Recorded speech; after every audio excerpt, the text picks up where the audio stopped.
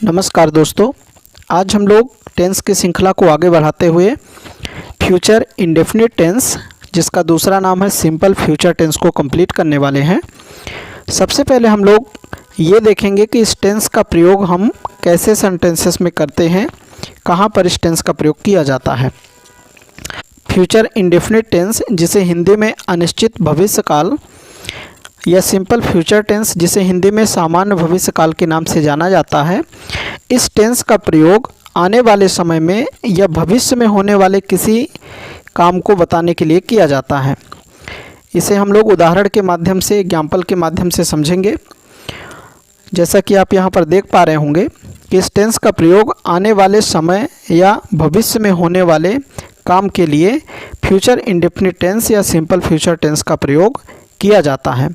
आने वाले समय या भविष्य में होने वाले काम का मतलब ये हुआ कि कोई भी आपका काम या फिर कोई भी घटना आने वाले समय में कंप्लीट होने वाला हो। जैसा यहाँ पर एग्जाम्पल दिया है, वह कल मिलेगा। अब यहाँ पर जो मिलने की बात हो रही है तो कल की बात हो रही है। कल मतलब आने वाले समय में। तो ये सेंटेंस किसका हो जाएगा? फ्यूचर इंडेफिनिट टेंस का हो जाएगा। दूसरा हमारा एग्जाम्पल है, तुम अगले साल जाओगे। अब यहाँ पर जाने की जो बात की जा रही है वो अगले साल जाने की बात की जा रही है, अर्थात आने वाले समय में या भविष्य में काम को होने की बात कही जा रही है। तो ये जो सेंटेंस है हमारा किसका हो जाएगा? फ्यूचर इंडेफिनिट टेंस का हो जाएगा। तो कुल मिलाकर के फ्यूचर इंडेफिनिट टेंस में ऐसे सेंटेंसेस प्रयोग किए जाते हैं जिसमें कल, परसों, आने वाले समय में या फिर अगले महीने, अगले साल, इस तरह के जो शब्द होते हैं इनका प्रयोग किया जाता है।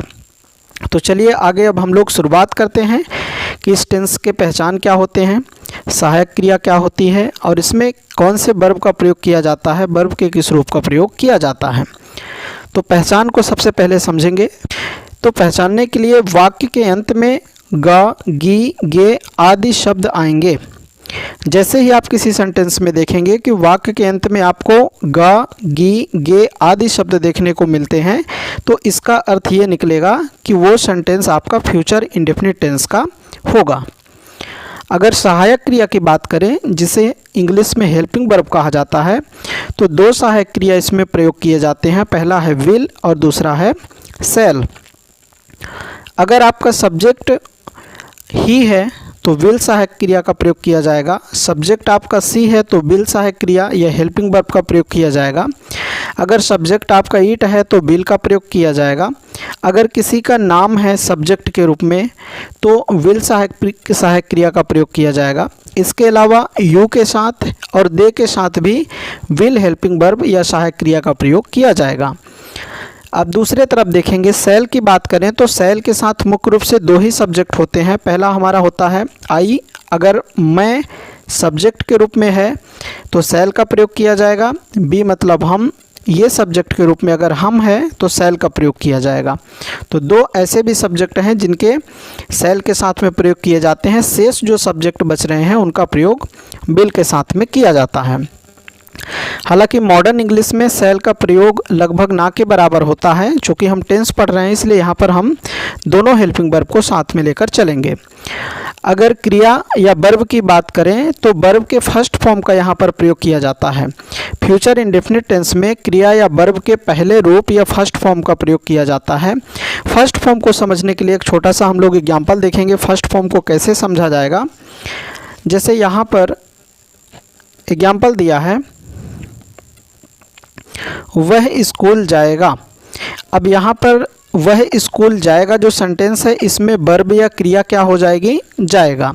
अब ये जो जाएगा है इसको हम सरल भाषा में क्या लिख सकते हैं? जाना। और जाना का अंग्रेजी क्या बनेगा? गो।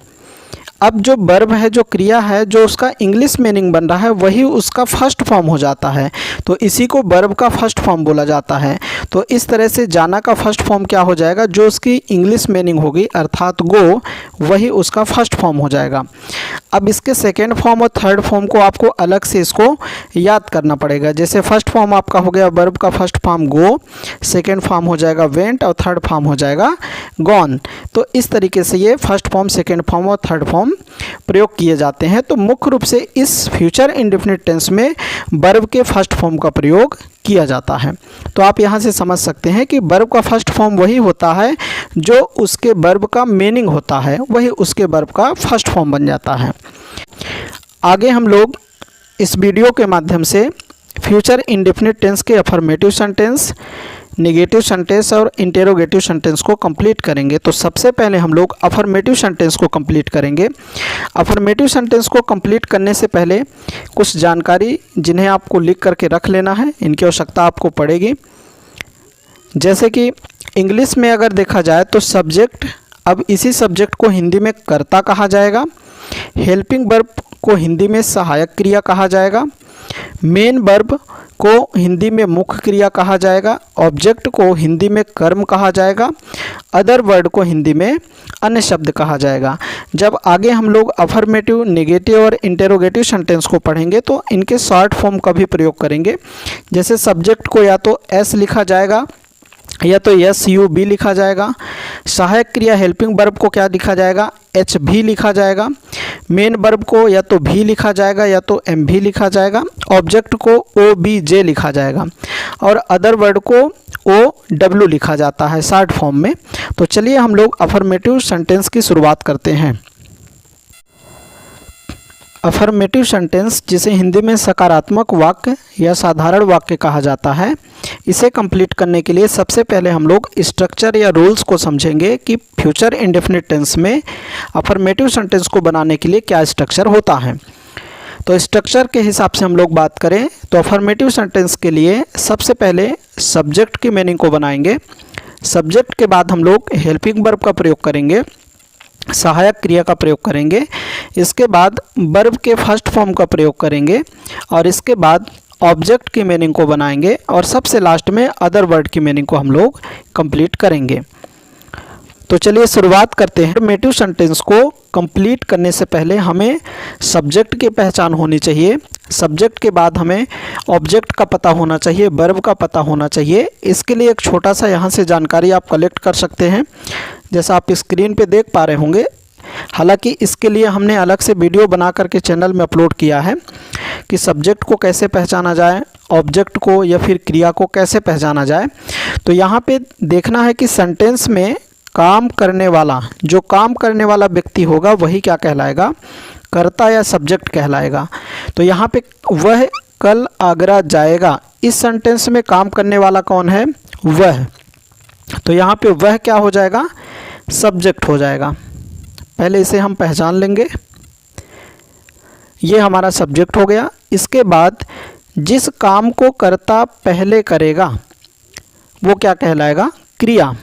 तो वह कल आगरा जाएगा, तो यहाँ पर सब्जेक्ट वह के द्वारा पहले जो काम कंप्लीट हो रहा है वो हो रहा है जाएगा। चूँकि वह कल आगरा जाएगा, जब जाएगा तभी तो आगरा पहुँचेगा, तो पहले का काम क्या हो जाएगा उसका, जाएगा। तो जाएगा क्या हो जाएगा हमारा, क्रिया, इसको हम लोग बोलेंगे वर्ब। इसके बाद वह कल आगरा जाएगा, इसके बाद जब जाएगा तब तो आगरा पहुँचेगा। तो जिस काम को कर्ता बाद में करेगा, जिस काम को कर्ता बाद में करेगा, तो बाद में करने वाला काम क्या हो जाएगा, आगरा। क्योंकि जाएगा तब तो आगरा पहुंचेगा, तो पहला काम क्या हो गया, जाना, और दूसरा काम क्या हो जाएगा, आगरा। तो आगरा हमारा जो कि दूसरा काम जो रहेगा वो क्या हो जाएगा, कर्म हो जाएगा। इसको क्या बोला जाएगा, ऑब्जेक्ट बोला जाएगा। इस तरह से हमने फाइंड आउट कर लिया। अब हम लोग सेंटेंस को कंप्लीट करेंगे। सेंटेंस को कंप्लीट करने के लिए ऊपर जो स्ट्रक्चर दिया हुआ है, इसी स्ट्रक्चर के अकॉर्डिंग सेंटेंस को बनाएंगे। सबसे पहले सब्जेक्ट की मीनिंग बनाएंगे। तो सब्जेक्ट के अकॉर्डिंग अगर देखा जाए तो वह के लिए क्या मीनिंग हो जाएगा, वह के लिए अगर सब्जेक्ट यहाँ पे वह कल आगरा जाएगा, यहाँ पे काम करने वाला क्या है, बॉयज़ है, लड़का है, तो वह की मीनिंग क्या बनाएंगे, ही।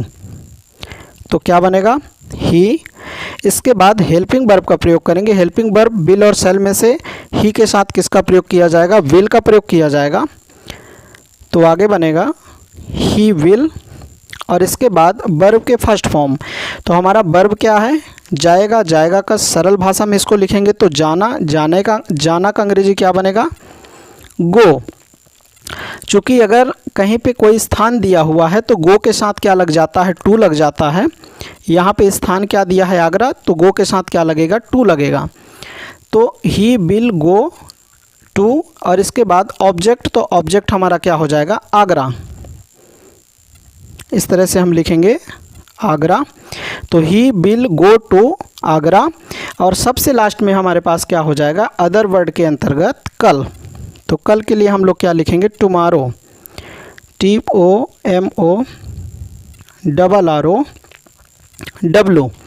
इस तरह से ये पहला सेंटेंस कंप्लीट हुआ। अगर दूसरे सेंटेंस की बात करें तो दूसरे सेंटेंस में लिखा है हम अगले महीने कार खरीदेंगे, हम अगले महीने कार खरीदेंगे। इसमें सब्जेक्ट हमारा क्या हो जाएगा, हम। तो हम के लिए क्या इंग्लिश मीनिंग बनाएंगे, हम बी का प्रयोग करेंगे। और बी के साथ हम देखते हैं कि बी के साथ हमारा हेल्पिंग वर्ब, यहाँ पे देखिए बी के साथ हेल्पिंग वर्ब शैल का प्रयोग किया जाएगा, बी के साथ शैल का प्रयोग। तो बी हो गया सब्जेक्ट, सब्जेक्ट के बाद हेल्पिंग वर्ब शैल का प्रयोग किया जाएगा, तो हो जाएगा बी शैल। और इसके बाद वर्ब के फर्स्ट फॉर्म, तो वर्ब हमारा क्या है, खरीदना, क्योंकि हम अगले महीने कार खरीदेंगे। जब खरीदेंगे तब तो कार हम प्राप्त कर पाएंगे। तो पहला काम हमारा क्या हो जाएगा, जो सब्जेक्ट है उसका पहला काम हो जाएगा खरीदना, तो खरीदना यहाँ पे वर्ब हो जाएगा। तो क्या लिखेंगे, हम अगले महीने कार खरीदेंगे। खरीदने का अंग्रेजी क्या बन जाएगा, बाई। ठीक है, तो ये सब्जेक्ट हो गया। इसके बाद हेल्पिंग वर्ब हो गया, हेल्पिंग वर्ब के बाद वर्ब का फर्स्ट फॉर्म हो गया। इसके बाद ऑब्जेक्ट, ऑब्जेक्ट हमारा क्या है, कार है। तो कार के लिए या तो आप सिंपल कार इस तरह से इंग्लिश मीनिंग बना सकते हैं, या फिर आर्टिकल का अगर आप प्रयोग करेंगे तो be shall buy a car लिखेंगे। अ मतलब ए, अ कार। और सबसे अंत में क्या बच रहा है, अदर वर्ड के अंतर्गत अगले महीने। तो अगले महीने के लिए क्या इंग्लिश वर्ड यूज करेंगे, नेक्स्ट मंथ, नेक्स्ट मंथ। इस तरह से ये हमारा दूसरा सेंटेंस कंप्लीट हुआ। अगर तीसरे सेंटेंस की बात करें तो तीसरे सेंटेंस में लिखा है रोशनी एक किताब लिखेगी, रोशनी एक किताब लिखेगी। चूँकि रोशनी किसी का नाम है तो नाम के साथ विल हेल्पिंग वर्ब का प्रयोग किया जाएगा, नेम के साथ में विल हेल्पिंग वर्ब का प्रयोग किया जाएगा। तो यहाँ पे हम लोग सबसे पहले सब्जेक्ट के रूप में क्या लिखेंगे, रोशनी, रोशनी के मीनिंग को बनाएंगे। इसके बाद रोशनी के साथ हेल्पिंग वर्ब दूसरे नंबर पे हमारा बिल हो जाएगा, तो रोशनी बिल। इसके बाद जो सब्जेक्ट रोशनी है उसका पहला काम क्या है, लिखना। जब लिखेगी तब तो किताब लिखाएगा। तो यहाँ पे हम लोग पहले से भी बनाते आ रहे हैं कि जो काम करने वाला करता हो जाएगा तो रोशनी हो गई। जिस काम को करता पहले करेगा तो पहले का काम क्या हो जाएगा, लिखने का काम। पहला काम क्या हो गया, लिखने का काम। इसके बाद जब लिखेगी तब तो किताब लिखाएगा, तो दूसरा काम क्या हो जाएगा, किताब। तो रोशनी बिल। अब इसके बाद हम लोग वर्ब के फर्स्ट फॉर्म का प्रयोग करेंगे, तो हमारा वर्ब क्या है, लिखना। तो लिखना के लिए क्या अंग्रेजी बनेगा, WRITE, राइट। तो रोशनी बिल राइट। अब यहाँ पे क्या लिखा है, किताब। तो किताब का अंग्रेजी क्या बनेगा, बुक। यहाँ पे ऑब्जेक्ट के रूप में हमारा क्या हो जाएगा, बुक हो जाएगा। चूँकि यहाँ पे लिखा है एक किताब तो इसके लिए हम लोग ए का प्रयोग करेंगे, अ बुक। तो रोशनी बिल राइट अ बुक। और इस तरह से हमारा ये तीसरा सेंटेंस भी कंप्लीट हुआ। चलिए आगे हम लोग नेगेटिव सेंटेंस की ओर चलते हैं। नेगेटिव सेंटेंस जिसे हिंदी में नकारात्मक वाक्य कहा जाता है। चलिए देखते हैं नेगेटिव सेंटेंस को बनाने के लिए क्या स्ट्रक्चर बनाना पड़ेगा। तो इस नेगेटिव सेंटेंस के लिए जो रूल्स या स्ट्रक्चर बनता है वो ये है कि सबसे पहले सब्जेक्ट या कर्ता की मीनिंग को बनाएंगे। इसके बाद हेल्पिंग वर्ब लगाएंगे, हेल्पिंग वर्ब के बाद नॉट का प्रयोग करेंगे, और इसके बाद वर्ब के फर्स्ट फॉर्म, और इसके बाद ऑब्जेक्ट, और सबसे अंत में अदर वर्ड की मीनिंग को बनाएंगे। हिंदी में भी आप इसको देख सकते हैं कि पहले कर्ता, कर्ता के बाद सहायक क्रिया, सहायक क्रिया के बाद नॉट लगाएंगे, नॉट के बाद क्रिया का प्रयोग करेंगे, क्रिया के बाद कर्म, और इसके बाद सबसे अंत में अन्य शब्द के मीनिंग को बनाएंगे। किसी भी टेंस में अगर आप नेगेटिव सेंटेंस बनाते हैं तो सबसे पहले आपको हेल्पिंग वर्ब को ढूंढना पड़ेगा। हेल्पिंग वर्ब का जो पोजीशन है उसके जस्ट बाद आपको क्या लगा देना है, नॉट। तो चलिए देखते हैं। पहला सेंटेंस है वह कल आगरा जाएगा। अब इसमें सब्जेक्ट क्या हो जाएगा, वह। तो वह के लिए क्या प्रयोग किया जाएगा, ही का प्रयोग किया जाएगा। वह के लिए किसका प्रयोग किया जाएगा? ही का प्रयोग किया जाएगा और ही के साथ हेल्पिंग वर्ब विल का प्रयोग किया जाएगा। तो यहाँ पे वह के लिए हम लिखेंगे ही और इसके बाद हेल्पिंग वर्ब हमारा क्या हो जाएगा? विल हो जाएगा। विल के बाद क्या लगाएंगे? नॉट, नॉट का प्रयोग करेंगे। तो क्या हो गया? ही विल नॉट। अब ये जो हमारा सब्जेक्ट है इसका पहला काम क्या हो जाएगा? जाना। तो जाना हमारा जो पहला काम है वही हमारा वर्ब हो जाएगा। तो जाना के लिए क्या प्रयोग करेंगे? गो। और स्थान है तो यहाँ पे लिखेंगे टू। और जाने के बाद जो हमारा इसमें ऑब्जेक्ट होगा, कर्म होगा, वो क्या हो जाएगा? आगरा। तो टू के बाद आगरा का प्रयोग करेंगे। और सबसे अंतिम में हमारे पास बच रहा है कल, जो कि अन्य शब्द के अंतर्गत आएगा, अदर वर्ड के अंतर्गत।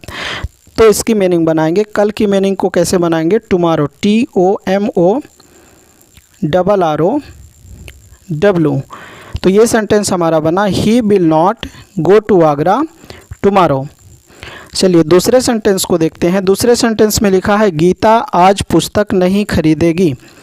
तो इसमें सब्जेक्ट हमारा क्या है? गीता। चूँकि गीता किसी का नाम है तो जो नाम है उसके साथ में विल हेल्पिंग वर्ब का प्रयोग किया जाएगा। तो यहाँ पे देखिए नाम के साथ में विल हेल्पिंग वर्ब का प्रयोग किया जाता है। नाम जो लिखा है उसके साथ में विल हेल्पिंग वर्ब का प्रयोग किया जाएगा।